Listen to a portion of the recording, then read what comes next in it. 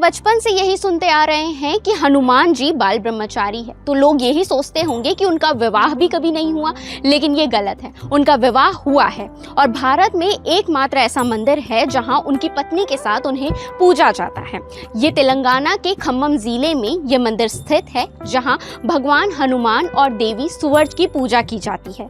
अब आपको बताती हूँ, ये सुवर्चला देवी सूर्य भगवान की पुत्री है और उन्होंने विवाह इसलिए किया क्योंकि बाकी की जो विद्या उन्हें सूर्य देव से ग्रहण करना था, इसलिए सुवर्चला देवी से उन्होंने विवाह किया। लेकिन फिर भी उन्हें बाल ब्रह्मचारी इसलिए कहा जाता है क्योंकि सुवर्चला देवी हमेशा ही तपस्या में लीन रही। और इस मंदिर की सबसे खास बात यही है कि कोई भी जोड़ी यहाँ जब दर्शन के लिए जाती है तो उनके बीच में जो भी कष्ट रहता है वो सारे दूर हो जाते हैं। तो अब आप हमें कमेंट करके ज़रूर बताइएगा कि इस मंदिर के बारे में आपको पता था या नहीं, और ये पता था कि नहीं कि हनुमान जी का विवाह हुआ है।